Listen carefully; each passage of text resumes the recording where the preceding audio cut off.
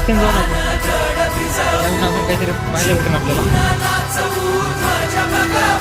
हे आदिनांत अशा शिवाचे त्रिशूळ आम्ही त्या भैरवाचे आम्ही निळकंठ विष पिऊन मोडीतो वैऱ्याची मुंडकी मोजून चंडीची ती प्यास मराठे दूर. ऐक ना रिटेक